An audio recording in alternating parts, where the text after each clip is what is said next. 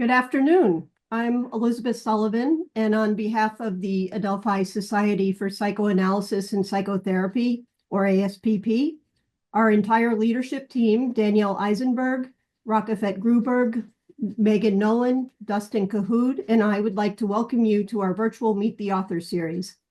As you all know, today's author is Dr. Kirkland Vaughans. Today, we will be discussing the psychology of Black boys and adolescents. As I consider the juxtaposition of this topic with the sea of participants before me, who I assume mostly identify as white, I'm reminded of the importance of understanding context, origins, and power relations in the cultural, socio, and political environments of our patients, as well as others in general. I believe that there's not a way to understand individuals without this context, particularly for those who are marginalized by Western hegemony. As psychoanalysts, we must be open to our blind spots and understand that, as Dr. Michael O'Loughlin writes in a soon-to-be published paper, quote, "The power of psychoanalysis lies in its capacity to unsettle us as individuals and to allow us to not only penetrate the unthought knowns of our unconscious, but to understand the locatedness of our unconscious in socio-historical, genealogical, and socio-political discourses," end quote. With that as food for thought, let's get to the mechanics of today's event. This seminar will run for an hour and a half. The formal presentation will last about an hour. And then during the remaining time, we'll have the Q&A, during which we invite your questions and comments by using the Zoom raise hand feature. If you have questions or comments during the presentation, please feel free to write them in the chat box and we'll get to as many as possible. Today's event is not HIPAA compliant and we are recording it. We will post an edited video on our YouTube channel in a few weeks. Please keep this in mind, and if you feel compelled to bring up any case material during our discussion, please keep it brief, relevant, and extremely de-identified. Safeguarding the confidentiality of clinical material is at the cornerstone of clinical practice. If you would like CE credits, you must be present for 90 minutes, which will be monitored. The evaluation will be emailed to you in the next day or so, only if you have met the 90-minute time requirement. Please fill it out and return it within 3 days, and your CE certificate will be emailed to you within a few weeks. I'd like to thank the Director of the Postgraduate Programs, Dr. Amira Simha Alpern, for joining us today and for her continual support of ASPP. Please visit our website, www.adelphiaspp.org, for more information about our society and our events. I'd now like to introduce Dr. Dustin Cahood, the chairperson of all our Meet the Author events and today's moderator. Dr. Cahood is a clinical psychologist, psychoanalyst, and the author of the book, Sex, Drugs, and Creativity, Searching for Magic in a Disenchanted World, which he wrote with Dr. Danielle Canafo. He has completed advanced training at Derner's postgraduate program in adult psychoanalysis and in group psychotherapy. He is the adjunct professor and clinical supervisor at the psychology doctoral programs of Adelphi University, LIU Post, and the Training Institute for Mental Health. He maintains a private practice for both individual and group psychotherapy. It's all yours, Dustin. Thank you so much. Today we have the honor of speaking with Dr. Kirkland Vaughans about his book that is currently in revision for the second time, the Psychology of Black Boys and Adolescents, Practical and Applied Psychology series. Kirkland Vaughans is a clinical psychologist and psychoanalyst, a fellow training and supervising analyst on the faculty of IPTAR. He's also faculty and clinical director of the Derner Hempstead Child Clinic and supervisor in the Child and Adolescent program of the Derner Postgraduate Program, and is on faculty at NYU Postdoctoral Program and the Stephen Mitchell Relational Studies Center. He is founding editor of the Journal of Infant, Child, and Adolescent Psychotherapy and the co-editor of the 2-volume Psychology of Black Boys and Adolescents. He has presented at over 125 conferences and panel discussions on issues pertaining to white racism, generational trauma among African Americans, and the school-to-prison pipeline for boys and girls of color, and is a subject of the documentary Your Mom and Dad. He is a founding member of Black Psychoanalysts Speak and was a member of the Holmes Commission. In addition, he is a recipient of the 2024 Founder Award of SPPP. Division 39 of the APA.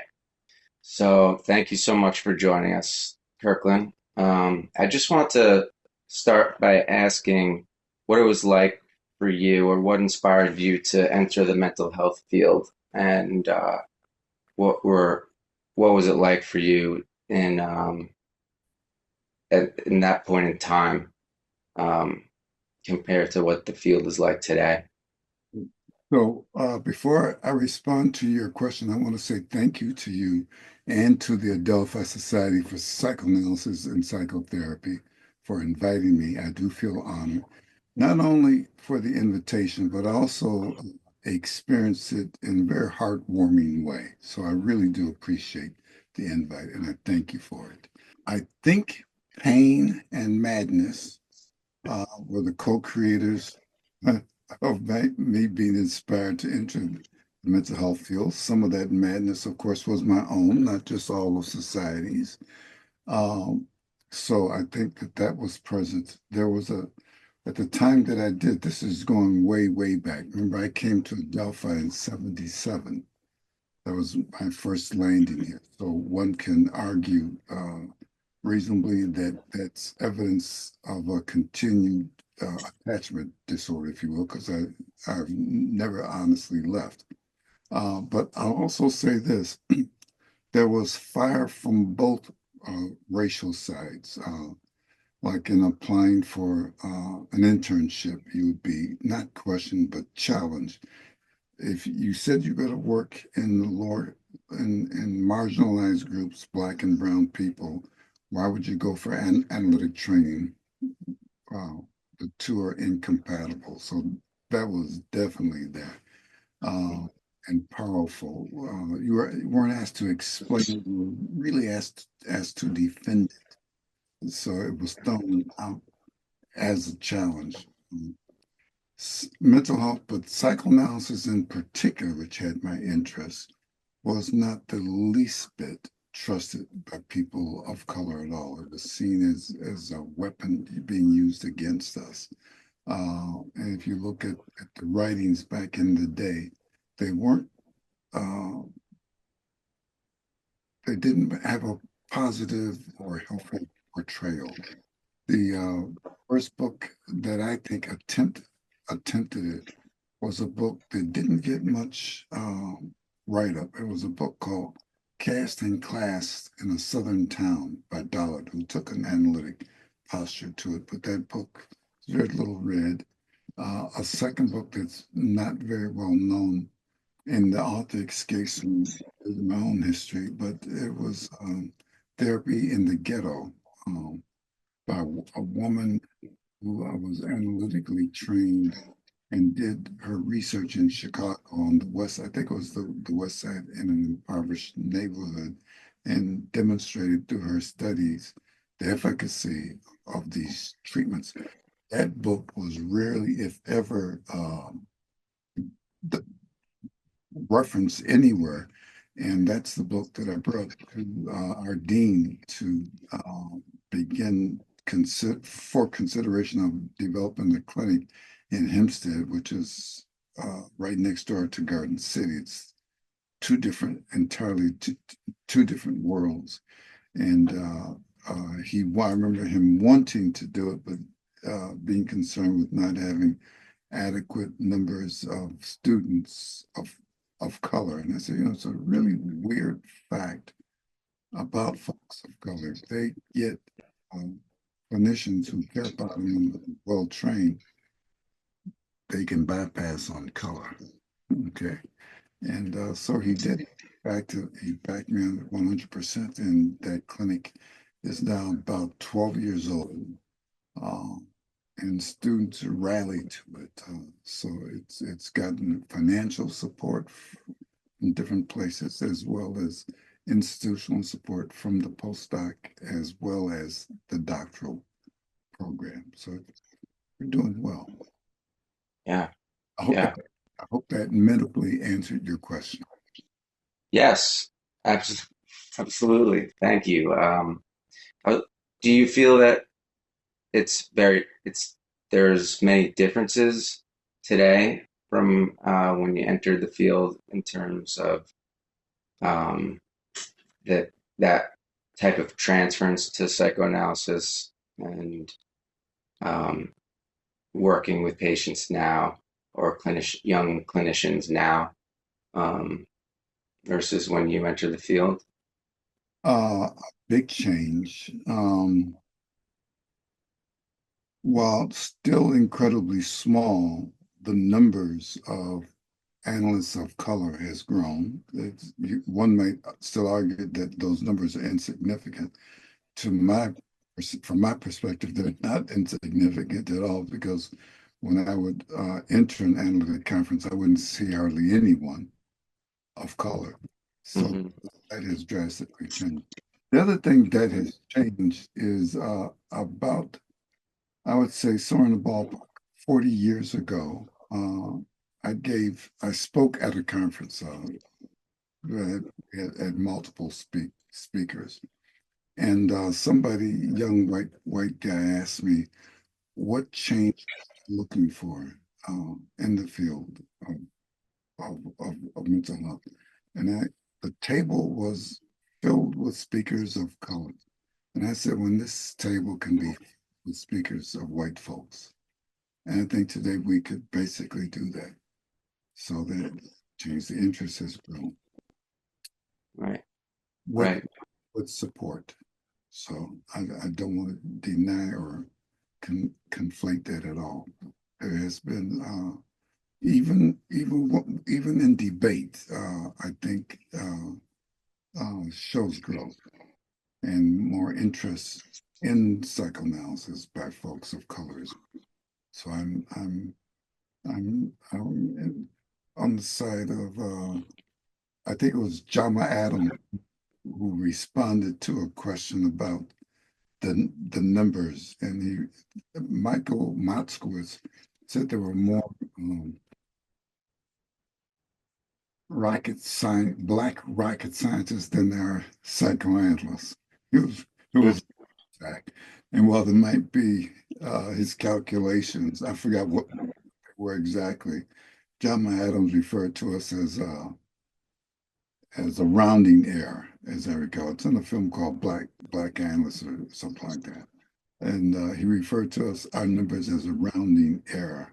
I think that rounding error, while that might be an okay term, it's still significant. It's nice to be a part of that rounding error. Right, right. Yeah. Do you have any specific memories that stand out for you of um, your work early on that gave you some hope or inspiration when working with Black boys, given that the history of distrust of mental health professionals, do you have anything that comes to mind of some of your earlier experience that, The, yeah, helped? the place where I had anticipated retiring from no longer exists. And I don't think I'll be retiring anytime soon. So we're even Steven there. Um, it was in East New York, Brooklyn. It was a series of mental health clinics called the New Hope Guild. And the stress between me and the executive director was I still saw myself as a clinician. He saw me as an administrator. I think Amir, who's the dean, the director of the postdoc, while she and I get along very well. She admires some of my skills, would never promote me as quote unquote the administrator of the year, nor would I promote myself that way. So I saw myself as a clinician there in East New York. And I loved the work that we did. We did really good work. We did a lot of group therapy with Black boys. And we developed a program for kids who were learning disabled, and we had something in the ballpark of a 7% annual cancellation rate. So the attendance was way above the national standard. Uh, I was in no way doing research at this time, but keeping track of our own programs and I wasn't writing anything. I was too busy with the actual work. But you could see the change with the kids. They're coming, they're being there, and having a safe place to be. Black parents who was very concerned, just like white parents, want to make sure that their kids got a good therapist. Would say, "Hey, I want a black therapist," and I would say, "I'm kind of short on them today." But I tell you what, you look at the kids as they enter the treatment room with their therapist, and point out any room number that you would not want your child entering. I know who the therapist is, and we will not, your child will not have that person as the therapist. I guarantee it. And so we'd all, at 7 o'clock, 14 kids would enter the 14 different treatment rooms we had, and the parents would sit in my office with me, and we'd watch them together. And when it was over, they'd say, "Okay, we get your point. Just give us a good therapist."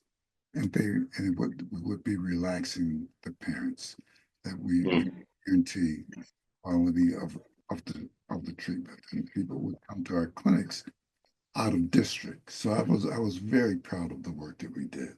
We also not only, in my opinion, did good work with the patients, the kids that we had, but our therapists stayed, and we weren't paying. Nobody got rich working for Negro Guild, but they would stay 12, 14 years. The training was good, the supervision was good, and there was a collective um, um, aspiration. There was a collective joint effort. So you didn't feel alone. That one thing that we switched, I don't mean to offend anybody, but the social workers and the psychologists were in charge of the treatment. So they were held responsible. I did not want to hear the psychiatrist said this or he or she said that. You're the therapist, you're responsible for the total treatment of your patient. So you're responsible for what the psychiatrist does. You can't come to me and say the psychiatrist said, I don't want to hear what the psychiatrist, I want to know what you're saying, what you're thinking, what you're doing. And if the psychiatrist is doing something, that's supposed to be in case conference instantly. And we lost a lot of psychiatrists. We lost about a third of them initially, but eventually the psychiatrists came in and joined us and worked with us under that model. And the social workers got very, very, very comfortable. It wasn't a part of their training. It was not the model that they had been trained on, but they did it better that way. Right. Wow. So that is must be a very intense type of countertransference also with being one of so few clinicians available for people wanting a therapist of color, right? Having that, I wonder, as much as you were a gift in that sense, if it also could become at times, um, like all on you, or if there's guilt in that sense of not being able to be available, if that was ever, if you were the only one or one of few to not um, as many as much of it as there were other therapists who were qualified to work with them. If you ever put that on yourself, or you know, Absolutely. I would know how not to. So answer yeah, you correctly. Yep. It would be reflected in the amount of hours worked. I'm required to do 35. You're doing more, a heck of a lot more. But also, you're looking to train and develop people who can do this work. So to me, it was an opportunity as well as a responsibility, and I took it. So we formed educational groups, and I had the resources, so I was determined to use them. Then having those kinds of resources, being able to do that kind of work, got you into battles with everybody else. I used to not, I wasn't the most sophisticated person in the world. So my letters were all single space, and I would write you if I were angry or concerned about what you were not doing, like if you were the commissioner either of the city or of the state, I'd write you a 2-page single space letter and CC it to 100 different places. And finally, I was asked to make phone calls, putting everything in black and white because it started big Mhm. dues. But we got things changed, like, and then you also find out how much you don't know. Like I was, I forget my title. I had some big title. But for Brooklyn, it was the Children's Brooklyn Federation, Mental Health Federation for Children's, blah, blah, blah, blah, blah, blah. I don't remember that. But they weren't going to build the children's hospital psychiatric. This led to a big fight. They got public. And so I don't remember anybody here old enough to recall the machines where you made your own bills, your own handbills. It was a silver cylinder, and you printed your own posters. Anybody old? I see some heads nodding. Okay, good. I forgot what they're called, but so we print our own posters and put them all over the community and talk about the politicians. They were becoming enraged with us, but we got the programs in to help kids. We got the funding in, and so in that way, you know, was there counterchance? I felt a responsibility, a keen responsibility in doing that, and making sure that the powers to be focused in on places where they normally did not, or they would receive their name from a flyer publicly posted or Mhm. uh, CC to 100 other people, you know, talking about them in a very unkind way. So I don't do that anymore. I'm a nicer, kinder person today. That was the that Plus, I was the don't have that machine anymore, you know. a couple people I think tried to help us out here with the mimeograph. They Give said, me a yes, yeah, thank you. Thank you. okay. Yeah. Those are some good old days. Yeah. Um, yeah. I was also thinking about like in the book you're talking a lot about adultification, where um, and wondering when working with like the typical defenses that come up in psychoanalysis or just in therapy in general, um, how much how to navigate that phenomenon when trying to break through barriers of defensiveness and self-protective survival mechanisms. You know, if there's anything you could say about that, about how to work with adultification. For me, it's extremely important to understand the environment that the kid is trying to survive in. Um, when Black boys say, "You're none of my father," what are you trying to tell me something? I hear that as a complaint, as a wish. Like, where's my father? I don't have one, Mm-hmm. and you're not the kind of model of a father that has positive views of me. I don't perceive it. And so they get labeled right there as being obstinate, aggressive, and so forth. I hear it as unmet human needs. Um, so I want to understand the environment in which they work so we can talk about that and reduce issues of blame. Even their teachers had a kid, he was in pre-K, is Black, and I thought it was insane that they were paying something like $30,000 a year for pre-K. Give me a break. Okay. Because in Manhattan, I thought it was absolutely insane. A bright kid. But his teachers put his desk under the stairwell outside of the classroom. and said, well, we invite him in whenever he feels comfortable and coming in. And so working with them, helping them to get comfortable with angry and hostile feelings so that they can be processed without the guilt, because the guilt will turn to blame, and you made me feel bad about who I am, and you're not recognizing the good parts of me. So that's not the way that I work. I want to affect the environment in which the kid has to live, and from there begin to work with him as much as possible about who his thoughts and fears are. And I don't use the word fear. I never use the word fear. It's concern, worries, thoughts.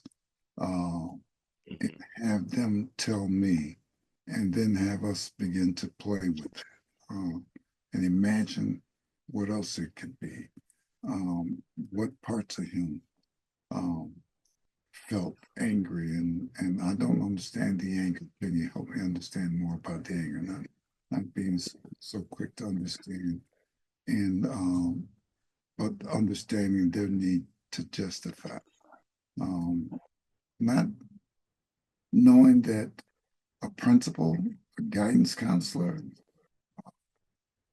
a dean, they've all talked to this kid in an accusatory way, and he's anticipating that you're going to talk to him in the same way.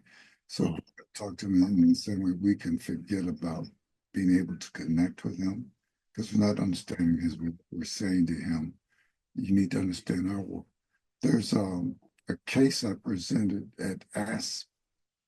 I never get it right. Association of American Psychoanalysts, ASP, recently, which I thought originally the therapist was white. He was working with a black kid. And when I read the case, it was the therapist, his kind of transference was hanging all out, telling the kid, in order to come into treatment proper with me, you got to drop your anger. And I would want to invite the kids' anger in. Now, two not clinicians, two theoreticians, two psychologists, two writers who were worlds apart, zeroed in on the same phenomenon. Kenneth Clark and Winnicott. And I don't think they ever read each other's work. I don't I don't know that they would know who each other was, but reached the same conclusion about angry kids. Winnicott wrote about it specifically in a number of our articles, but the one that stands out the most for me was hope. No, I'm sorry, delinquency as a sign of hope. And working with kids, everyone needs to read that article. Kenneth Clark noted that the kids in the community who are acting up and who are refusing to accept the status quo are probably those kids who have yet to give up hope and bringing about a positive change. He wrote about that in the 60s in a book entitled something about the ghetto. I can't remember the entire name of the book, but it had ghetto in there. For a second, I don't remember the name. I'm sorry. I need to have all these. If I'm interested, have them stacked in front, but I never know which ones I'm going to mention, so it's not going to. But they both same conclusion, and that really stayed with me. They were seeing the same phenomena that I see. That these are easily become throwaway kids, and not only do we need them, but the community. Mm-hmm. Right.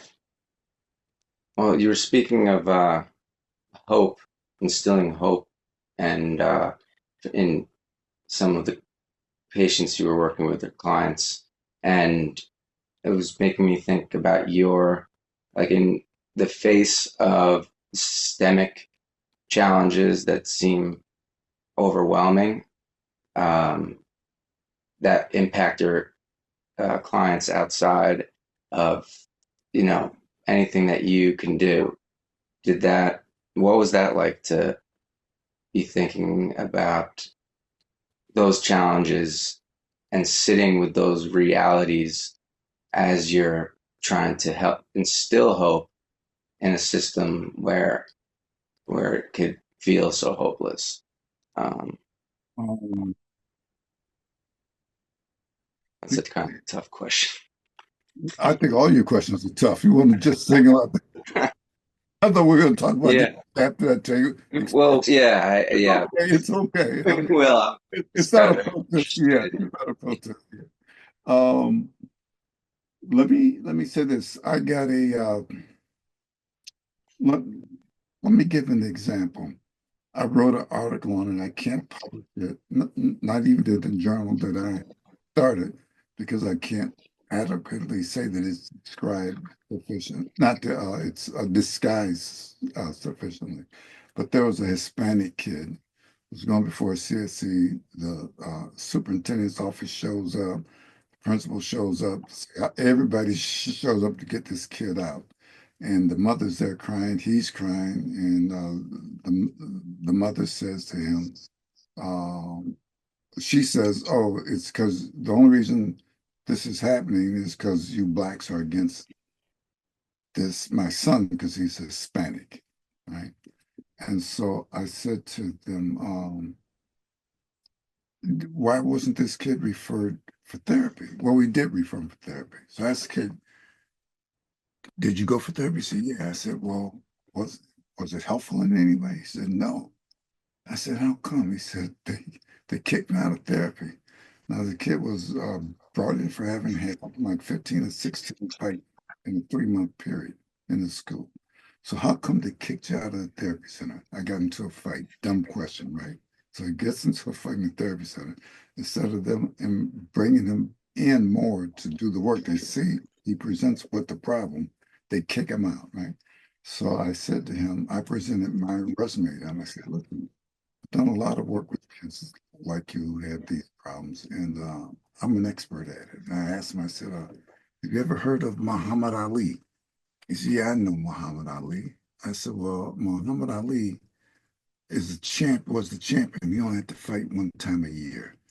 Here we're 3 months into the year, you've had at least 17 fights. Tells me you don't know how to fight. If you work with me, I'll teach you how to fight. You only have to fight one time a year, no more, guaranteed." "What do you mean I don't know how to fight?" He got real hefty with me. And I said, "If you know how to fight, wouldn't be having these fights." I said, "I'm an expert at it. I haven't had a fight in years." He looked at me. So I'm sorry, I'm laughing at myself. So Yes. he bought it. And I said, "The only problem is I got to see you early in the morning because this place puts all this work on me very early." So he shows up. And he's waiting to be taught how to fight. And I asked him about the jab, and he throws a jab. What whistles close to my nose? I said, "No, no, no. We got to be able to do much, much better than this." So uh, he's throwing blows in the air, not at me. I move myself so nobody gets hurt. I explained nobody can get hurt here. That's rule one. And we're strictly confidential about everything we talk about in here. And finally, I'm able to move him to, I suggest a checker game. And he says, "My sister plays checkers. That's a sissy game. I don't play no damn checkers." He don't know how to play checkers, is what I assume. So I said to him, I forgot, there was a black general at the time. He had just retired out of the army. He was everybody's big time general. Can't think of his name right now. I said, "You ever hear?" He said, "Yeah." I said, "He, like every other general, uh, all of them start off learning how to play checkers. Otherwise, you're not going to be a general. You know how to play checkers as well. You cannot be a general in the army." So he buys this. We learn how to play checkers. We go back and forth. We switch the board. And his mother, who I could not connect with, and that was a major fault, and I knew it. I don't speak Spanish, and so she comes to pick him up. This is about our fourth or fifth session, I would say. and she looked at me and made what I believe to be a derogatory comment about our work. And he turns around and looks at me and he says, "No, mommy, no. He's teaching me how to think."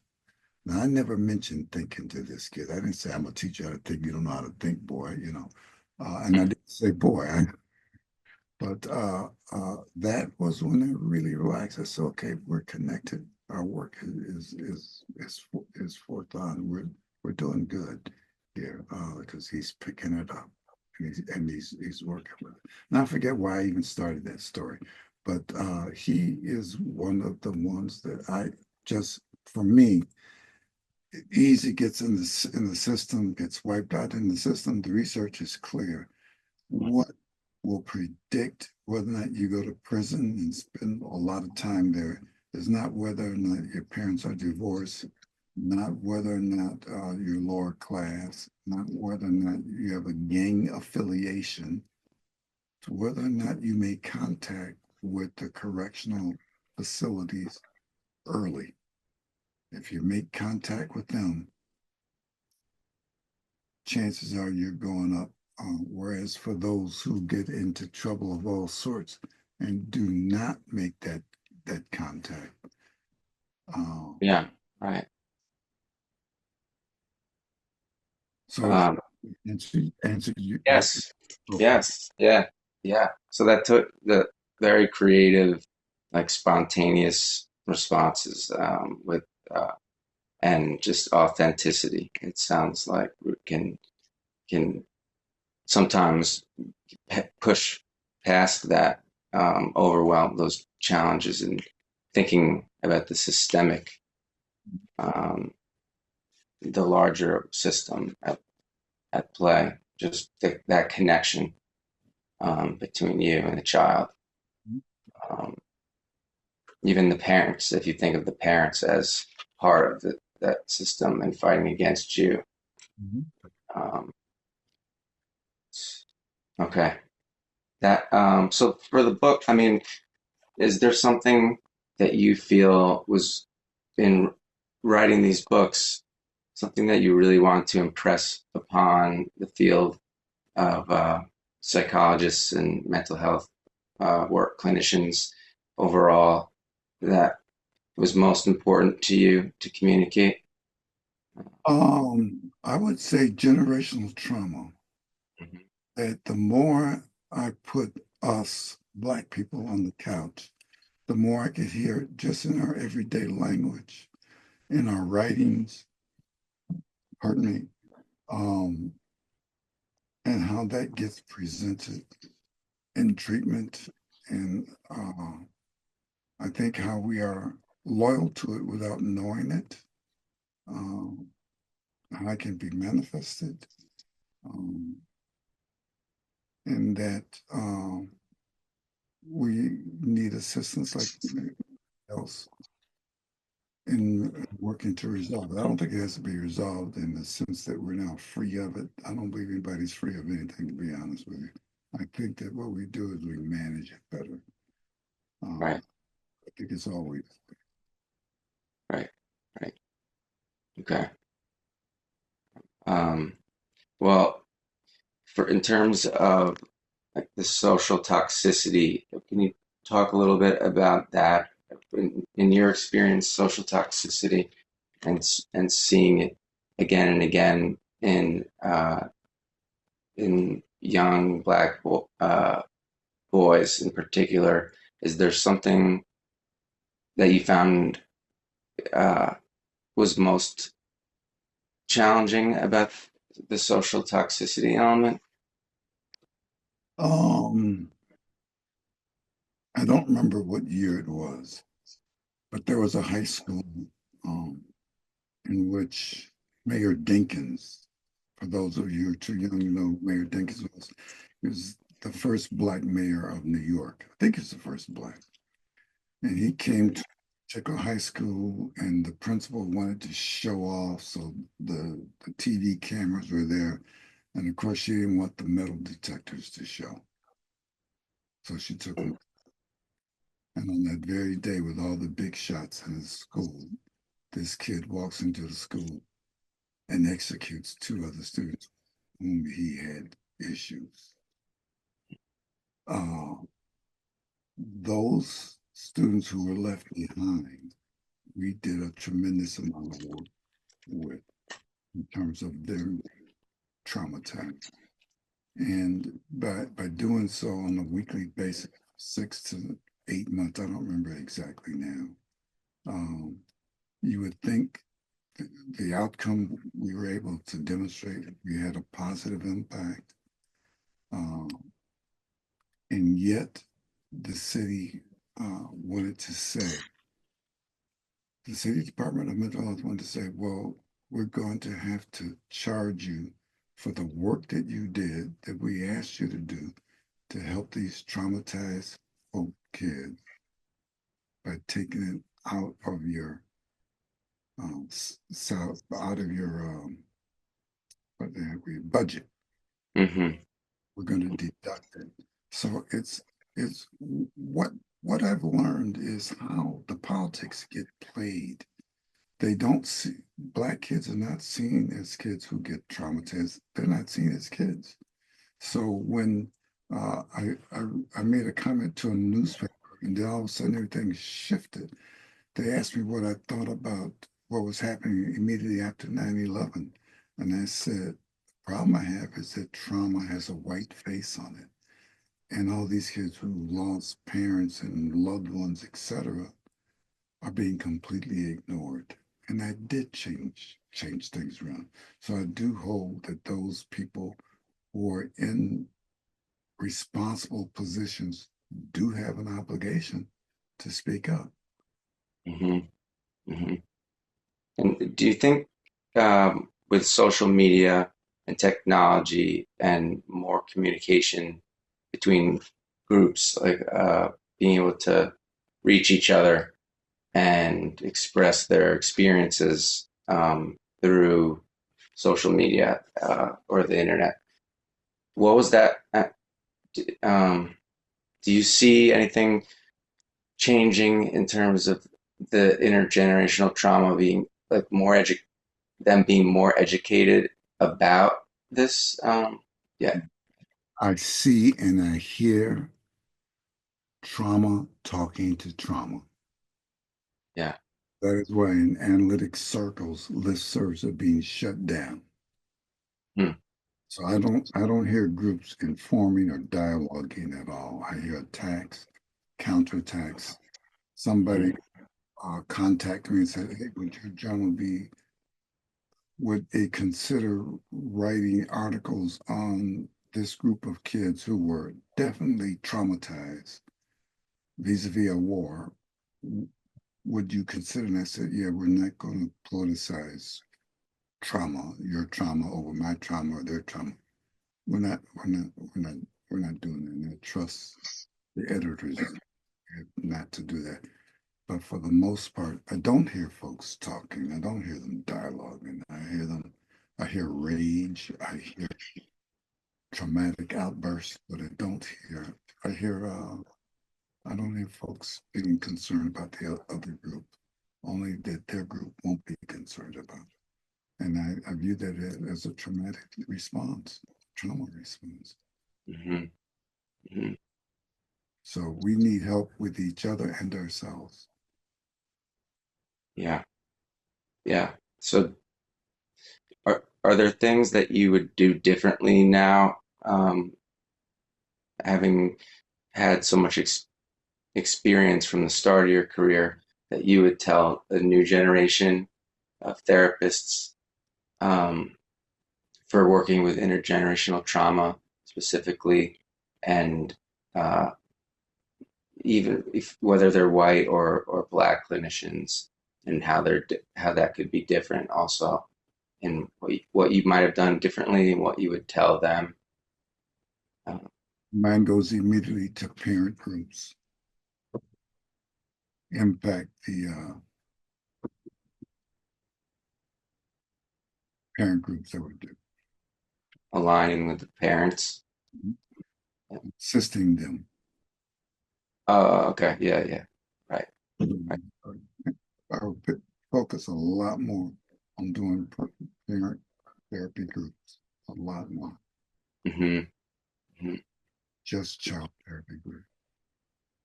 I see. Okay. And yeah, is there something about that that you um, it's just it's to educate the parents and have There have therapy, not just psychoeducational therapy. The parents need therapy. When Warren Spielberg and I did these books, we were doing we were interviewing the black boys at first individually. Then we say, hey, it's too much. We had two psychologists interview one kid, so we had a group of 8 of them, or 9, 10, and they would report to us uh, very obvious experiences of racial discrimination in the classroom. Um, and we would ask them, what do you imagine that was about? And they would say anything but race. The teacher was having a bad day, blah, blah, blah, blah. And the problem with that was they couldn't elaborate their own feelings. So we discovered this by accident because I went upstairs. It was a Sunday evening. We were calling it quits. And my daughter was what, 13 or 10. I think she was, no, she was 13 because she was in high school. She was 13. And she started yelling at me, saying, you're doing this book on boys because you're disappointed that your firstborn wasn't a boy. I said, oh, shit. So then I said, I'm not paying for any analysis for my daughter right now. I said, nope, I came upstairs to get you. Warren and I want to bring you downstairs and interview you right now. He says, I don't believe you. I said, it's true. Warren, don't we want to do it? Warren says, yeah. So she says, well, you have to wait. I have to fix my hair. So we said, okay, we'll wait. She came downstairs. We interviewed her, and she was able to elaborate. She was 3 years younger than the youngest boy that we'd interviewed. And while she was reflecting on her feelings around issues of race and racism and the like, we said, we really can't use her because everybody said she's the daughter of an analyst. So what the hell, blah, blah, blah, blah. But then we said, okay, let's see what other girls will do. So then we began to integrate them sexually. I always have girls there. The boys were helped by the girls. And then I noticed the same when I interviewed the fathers and mothers. I interviewed the fathers Mhm. from the mothers, and the mothers would cry. They would talk about very hurtful experiences that they had had, racist experience they had had growing up or late. And they would share with each other. The fathers didn't. They would talk about tar and feather, somebody being killed, drowned, beaten to death, blah, blah, blah. Very stoically. There was one fellow I talked to, I remember his son was there, and he was shocked because he was on the last bus of the Freedom Riders, and they had said, wait down, you, we're going to get you. And he was on this last bus, and his son never knew that. He never knew that his father had been a freedom rider. He never knew how scared his father had been. And Mm. this came out. So the fathers would tend, least of all, to share this with their sons, whereas the mothers would share some. We'd ask them, um, why don't you share? Well, they may have negative feelings toward white folks. There was one woman who owned 5 McDonald's for money. She was, I hope your audience is familiar with a club called Jack and Jill. To be in Jack and Jill, it's a club group for children, but you got to have bucks. You're a surgeon, a judge, you're a big time person if you have a kid in there. And she decided to do an experiment. For those of you who are young, you won't remember the film, but there was a white woman school teacher, I think somewhere in Kansas or Idaho, somewhere way out there with nobody black. And when Dr. King was assassinated, she then did this experiment with her own class of all white students. It was called Bluest Eyes or some Brown Eyes or Bluest Eyes, and the impact that that had on her own white kids. I was very impressed with this woman. She didn't want to just give speeches, but at any rate, so this woman divides her Jack and Jill group She says, okay, we're going to special lunch. And this half of the group has to feed this half of the group. But this half that feeds us can't eat until we're done. And then when we're done, you have to feed yourself. Nobody's going to get you your lunch. Then when it was all done, she said, what was that like? And everybody agreed, oh, it wasn't nice. It wasn't fair. She says, well, what does it remind you of in society? Not one kid said racism. They said anti-Semitism, said sexism, but nobody said racism. And then in therapy, sometimes with Black boys, you'd ask them this. Oftentimes could not name the affect, could not name the actual issue. Hmm. So, Yeah. So helping the parents to be able to, so their own, and then being able to help them. yeah, right. Yeah, that makes sense. Yeah. Um, we're gonna open it up for questions in a few minutes, but I just wanted to see if there was anything um, that you had in mind that you wanted to emphasize about this book and the two volumes that is meaningful to you in a way that you think is relevant for our times. Just in case the audience doesn't know it, my co-editor, is a guy named Warren Spielberg, who's a white dude. Mhm. I think that's very significant. And Warren did his own damn interviews with parents and with Black kids, boys, girls. And so I think very often there's a fallacy, an illusion. Well, I come ill-equipped because of the color of my skin. It's white. It's not black or it's not brown. So I'm at a disadvantage. I think we're all at a disadvantage as therapists. I think tough lot. And some Mhm. what holds us back from being better therapists are the fantasies that we bring. I want to explore and explode those fantasies. Yeah, yeah. And just introduce yourself. I'm sorry. Oh, you're on mute. So can you hear me? Yes, So I'm yes. Gene Lubau. I'm from Postdoc, NYU Postdoc. And my question is about there's been so much stuff written in the last, I don't know, 20 to 40 years about intergenerational transmission of trauma. And I think after the initial work, or much of the initial work, was done pertaining to Holocaust survivors and subsequent generations, other people started to introduce the idea of intergenerational transmission of trauma amongst people of color resulting from enslavement. I'm thinking of Maurice Apre wrote, a great deal about that.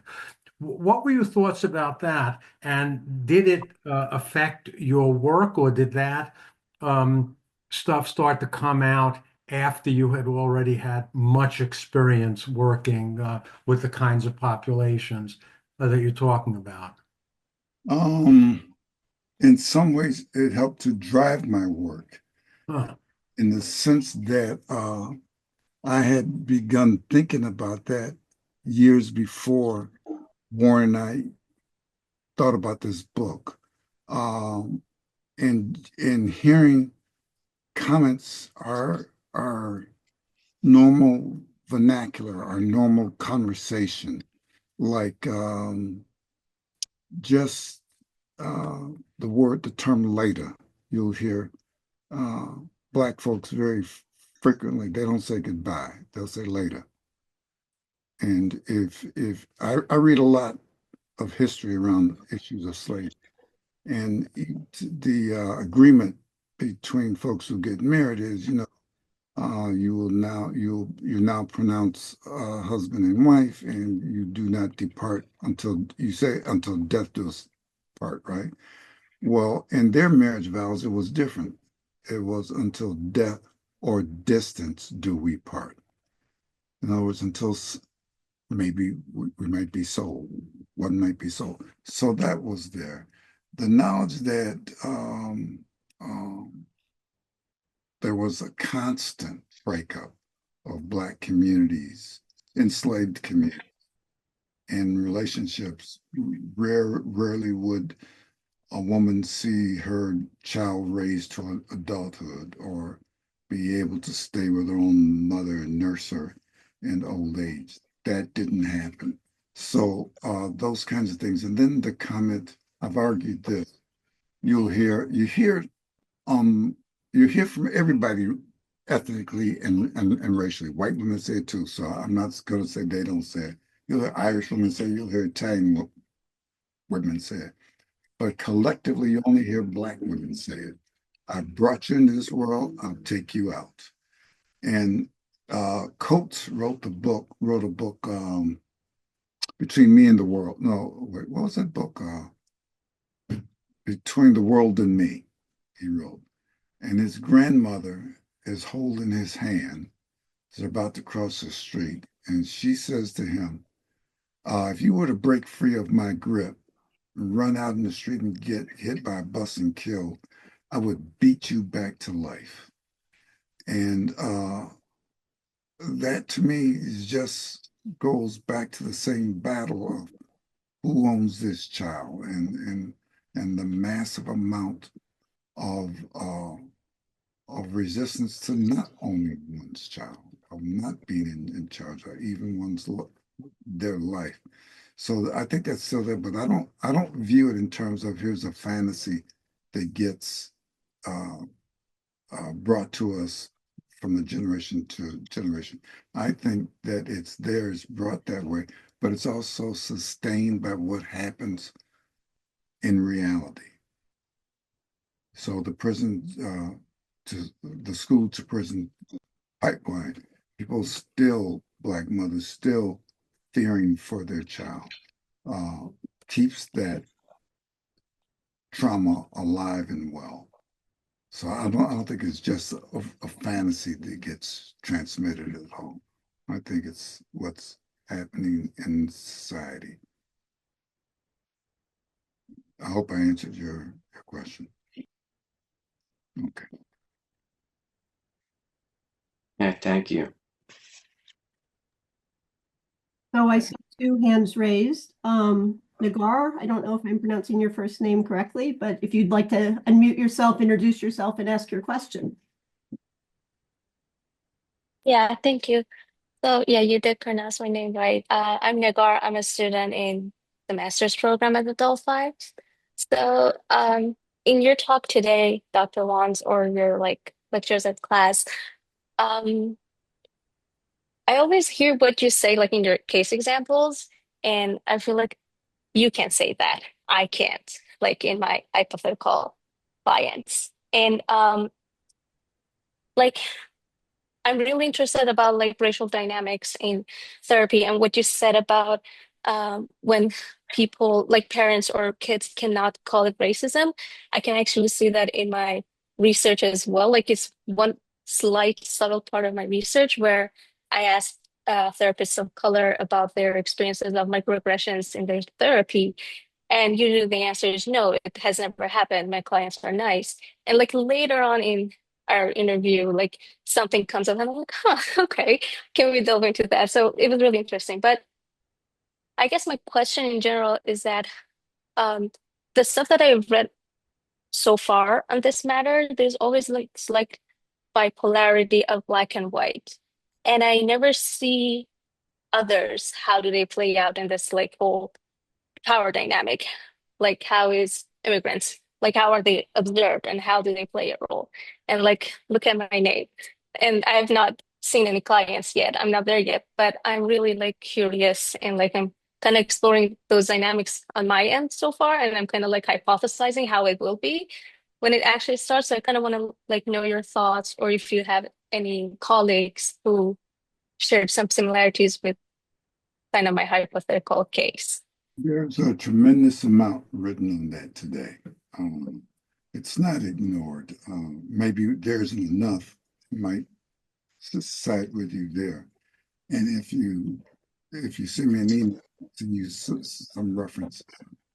But even in classes that I teach, I notice with immigrants, there's a wish to lose the accent as Americanized as possible. And I'm adamantly opposed to that. That's one, because you're not being you. Okay, and so you're not diluting, you're distorting the transference vis-a-vis the counter transference. Secondly, there's I'm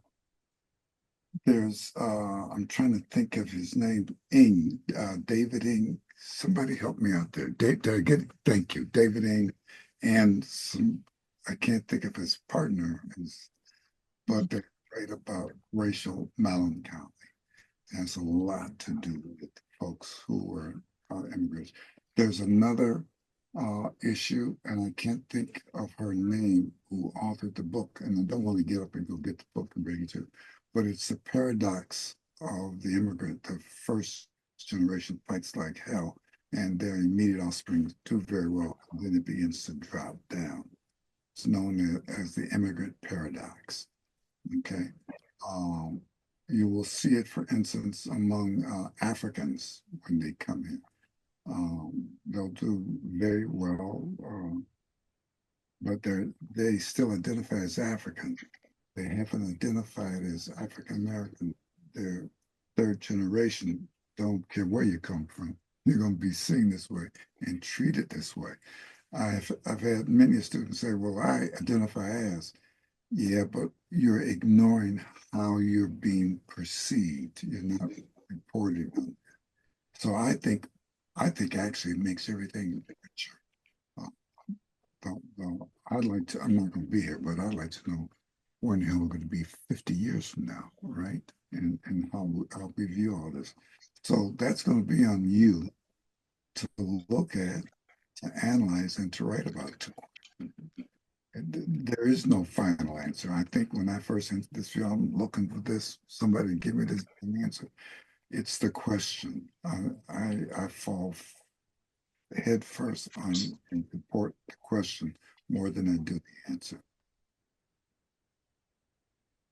Thank you. I will send you the email for the references. Thanks. Thank you. Thanks. Next, we have Vachelle has her hand raised.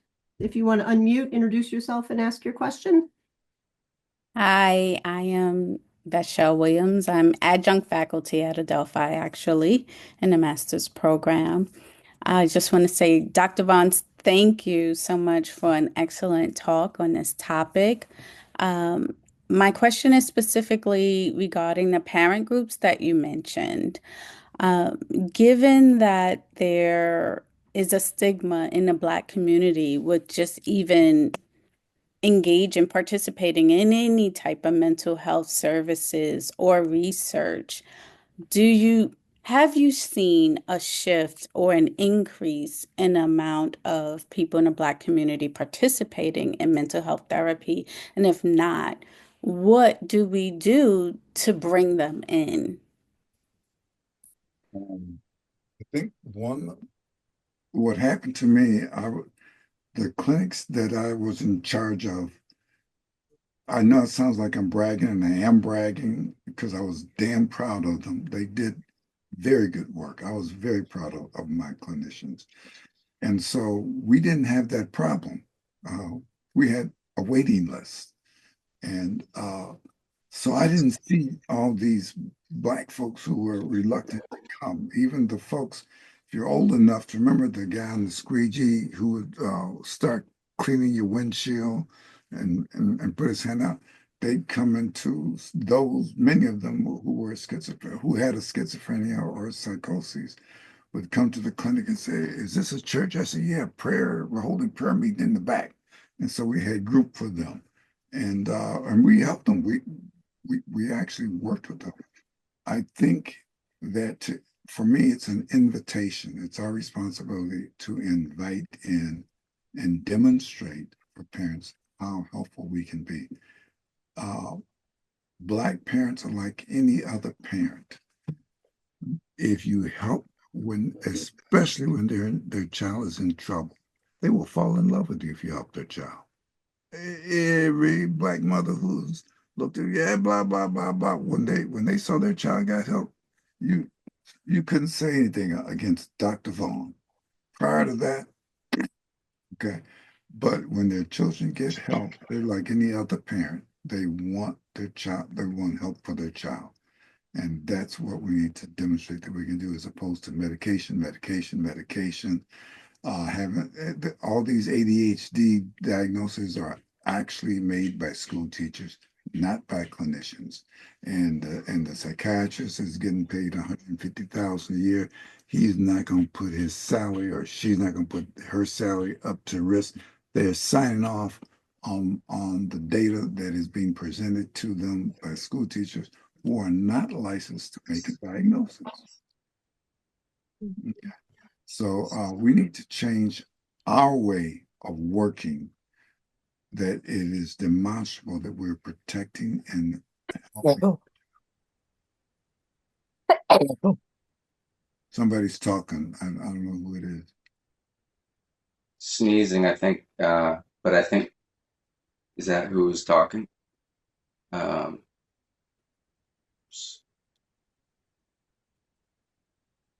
are you there? Michelle, answer your question. Yes, thank you so much, Dr. Vaughns. Oh, Great. Okay, next we have Kenneth. If you'd like to unmute yourself and ask your question, introduce yourself.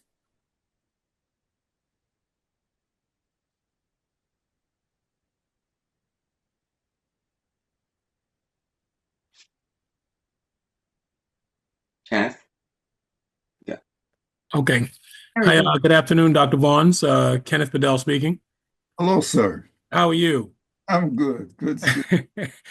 I'm going to give Dr. Vaughns kudos. I remember being a newly minted social worker, and I end up, after looking for some places after graduate school, I landed New Hope Guild. Some of the best 5 years I've spent. And Dr. Vaughns, it's an honor and privilege to be here. I have a question, Dr. Vaughns, your thoughts. In the with social media being quite prevalent nowadays, and the incidence of cyberbullying, and how these sort of situations impact many adolescents, boys and girls, and many of the traumatic experiences that I'm sure many of us have read that they've experienced. What are your thoughts with regard to the emergence of social media and cyberbullying, and approaching and treating adolescent boys and girls in this sort of environment that we have today? I'm just curious as to some of your thoughts in this regard. Okay. You're going to have to help me separate my thoughts from my reactions. Okay. I hope everybody watches. I think it's Hulu. I'm not sure who put the film out, but there's a film out called Adolescents. It's 4 parts right now, and it's a kid who responded to all this. It takes place in England. Anyway, it's very, very well worth watching. It's called Adolescents. Make sure you see it. I think that I hear folks talk about the village, and what's not acknowledged is that the village has been broken. It's not there. I think Black and brown kids, especially poor, are like the canary bird, and the bird, the canary in the mine, right? Mm-hmm. And so they've been impacted in many ways that now whites are being impacted by white kids. And for me, it's just the parents. Folks want to say, tell the parents this, tell the schools and the parents must collaborate on this. Come together and make it, like, we're going to give you this time off so that your life is not ruled by, and here at the guidelines. I'm not an expert on social media. I don't have any social media accounts. I'm never on it. I don't even use LinkedIn. Somebody got me to sign up for it 5 years ago. I've never used it. People try and contact me and I'll see it. So I'll write them a personal email and say, I don't use this. So I don't have any expertise on Lincoln, but I do say that we need to go back and help the children, and the way of helping them is to help the parents help them. And so it becomes a collaborative effort. It is a community effort, not just the parents, where the parents are out there trying to survive financially and don't know, and may not even have the sensitivity or the special regard for it. But by combining parental efforts, and I don't mean one parent, one set of parents, I mean parental efforts with school efforts, uh, uh, it can be done much more effectively. So I would want to approach it in that way. Mhm. Thank you. Thank you, Kenneth. Next we have Matthew, if you'd like.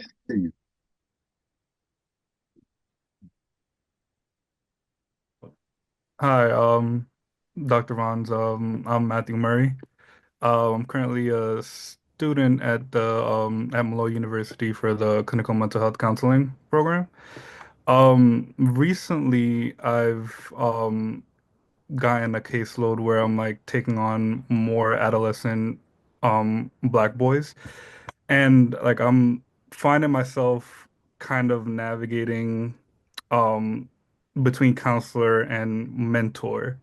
So like I just wanted to hear your thoughts on, working with the young black boys while also like balancing this mentorship kind of relationship while also like being the counselor. Uh, Again, I always believe in looking at in the environment. And for me, internships and externships, okay, training sites are doing a great disservice, and they're doing a great disservice to those that they're supposed to train because they bring them on as employees as opposed to trainees. There's a major distinction. And one of the reasons they're doing that is not out of greed, but because funds have been so drastically cut. So I dare not ask you how many folks you see on your caseload. I see the smile on your face. That's an admission that I'm not off track. Okay. So that's first. I don't think anybody in training should see more than 8. That's just a rule for me. So you can learn. Otherwise, we become processors of it. And it's very, very difficult. For me, I do not separate the roles. I have a young white kid, upper middle class, upper class between the two, and who has been in serious trouble. He's 14 years old, and in our first session, he says to me, I asked him about goals. He said, "Goals? I'm here because my daddy said I gotta be here." I said, "Oh shoot, I'm in trouble." It's one. Then he asked me, "Have you ever been in treatment before?" "Yeah, twice." I said, "Oh, how did it go?" "Not well." What was the issue?" "They were old, too old to help me." I said, "That's two." Then he says, "By the way, how old are you?" I said, "Oh shit." So I said out loud to him, "Looks like I just struck out. I'm 81 years old." "Well, you're older than both of them combined." "Well, we know you're good at math." Okay. So let's see how this goes. Okay. Because your parents are paying me money. And if you're not satisfied with the way that it works, they're going to need to know that very, very quickly. So by the end of the session, he tells me I ranked 5 stars. That to me just means I survived the first session. I get fired and rehired on the third session. Okay, so my job is to hang in there. Now, one of the things I think serves as a mentoring role for him is that he's not destructive. And I think he has a fantasy about his hostility, about his rage, that people will gladly walk away from him. And so I have him monitor me and what are the mistakes that I make that are so terrible here? Which ones are unforgivable? Let me take note. Well, we don't have to go there right now. Well, you let me know when we do. Okay. So I'm not being, in my mind, very analytic. I'm trying to be with him, which I think is analytic. And for me, it has both roles, helping him to be able to be in an environment with me where he can begin to reflect. He let me know that he ain't reflecting. Yeah, I fire dudes like you, too old, you don't know anything. And so I want to know what is it that I don't know. And one of the other things he said to me in our last session, do you know what ghosting is? I said, yeah, I thought I had it made on this one. I know what ghosting is. It's when you quit talking to folks, right? That's one of the definitions. That's the easy one. So there, I slipped on that one. Got too narcissistic, right? So the other one is to smoke weed, blow it out, and suck it right back in. That's another form of ghosting that I never heard of before. But I take him at his word.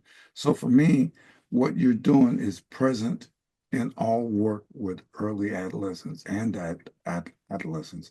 It's just not as pronounced uh, um, a need with those who have money because they have access to other resources as well. But for those who are impoverished, the difference between the two is so wide it's shocking. Does that answer you at all? Yeah, it does. Thank you. Hang in there and demand your supervision, and not just administrative supervision, get clinical supervision. I always feel guilty because when I did my internship, it was at a place called Illinois State Psychiatric Institute. I got 5 hours of clinical supervision a week. I loved it. I just ate it up. And today they're getting 1 hour of administrative supervision. It's a shame how much things have deteriorated. Yeah, I recently started getting a lot more supervision each week, and it definitely is impacting my confidence as a counselor. So yeah, I'm definitely on it about my supervision. Good, good for you. Okay, now we have another Matthew, Matt Tedeschi. Hi, thank you. Kirkland, as always, nice to see you. Wonderful, wonderful talk. As I was listening to you talk today, I found myself thinking about a number of things. One that I was thinking of when you were describing some of the clinical cases and how you've worked and taught others to work is going back to basics. The idea of establishing a solid frame where there's physical safety. And within that solid frame, anything else is welcome, right? That people can bring whatever they want to say. That's Freud's fundamental rule, isn't it? Say whatever they want to say, emote however they want to emote, and know that it's okay, it's accepted, and one isn't going to be thrown out for that. I hear so many therapists these days. By the way, I entered the field in graduate school 40 years ago, and some of it was there then. It's worse now. I hear about therapists talking about very cavalierly, I'm going to fire this patient. If they keep this up, I'm going to set limits. They can't talk that way. Otherwise, I'm going to refer them out. And then I think of what you said, Kirkland, about being well trained. People who are doing that are asking at some level, I think, to be better trained. And then they're going to do that less and less and less. Another thing that came to mind is I think about Anna Freud, where she talked about how it's difficult to deal with the transference of children because they go back to the environment of their family. Well, on a cultural level or a subcultural level, it's difficult to deal with the transferences and help individuals who go back to cultures or subcultures that suck a lot of the time, and that's their life, and how to help folks with that. I think that, is, and I ask you, Kirkland, in contemporary psychoanalysis, we all have to find a way to help ourselves and pass on to the next generation. I'm not 81 yet. I'm hoping I'll get there, but I'm getting up there in age where I think about passing on to the next generation. Something to make things better than they are already. Because there are signposts out there saying a lot of things have gotten better, But there's a lot of cautionary signposts as well that things could go in the wrong direction. So I wonder what some of your thoughts are about. I know I said a lot, I apologize, but what your No, thoughts might be relative to this. yeah, I agree with you. I think that the ones that I see are like the confusion of empathy with niceness, being nice and kind. That should just be standard. So that's nothing we're going to work on. But the two are not interchangeable. Uh, there's an issue that I have about introducing yourself by your first name and making it a social event as opposed to a therapeutic event. And that to me has to do with the countertransference of me through better communication saying something of the like let's be nice to each other. We'll make this a tea event. The other thing I think is this. I think it's the thing that makes child therapy hard is the parent work. And then when you have to cross racial or class and social class lines, I think the anxiety goes up even higher and gets even more rigid. So I spend a lot of time working with these issues that the more we can contemplate them, the more we can think about them, the more we can cross them with a given ease and use our anxiety, not to make the focus to get rid of the anxiety, but to make absolutely use of it. So even in I gave a talk a little while ago, and what I said to people in the audience was, I know you used to take notes on theoretical ideas, on what authors said what or did what, blah, blah, blah. I'm going to ask you not to do that today. I'm going to ask you to take notes on what happens in your gut when I make certain comments. So we can get back to understanding our own responses and reactions. Because I don't trust that we deal enough in transference and countertransference other than to provide it with lip service. And we're quick to say, well, that's cultural, as if, oh, therefore the door drops. It might be cultural over here. I'll give you an example. Tough case. A kid was born in India, and I got him as an adolescent, tall, handsome kid. And when we started, his father was punching the shit out of him. The kid is gay. And so I sat down with the dad and I said, you and your wife have brought me on to assist your son. And I'm already stymied because in order to give any real help to your son, I need your help. And over here, you slug your kid, I got to report you. That's what I do. It's different from a smack on the shoulder and the arm, but that's not what he's reporting happened.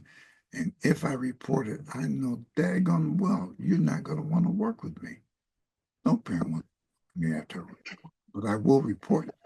So what can you and I do in order for me to work the best way that I can with and your son? He has not hit that kid in 2.5 years. Now the kid doesn't love him any better, but he's not under threat of physical. So that has ceased. The father has a rage.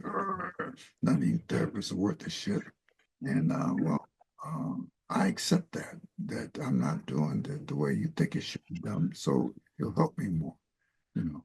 But so I think it is difficult, and then since somebody will say, well, it's cultural. I don't care. You're here.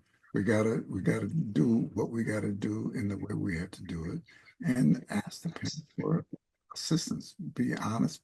Be upfront. This is the way we do it here. Maybe if I were elsewhere in a different country, that might not be such an issue, but here it is.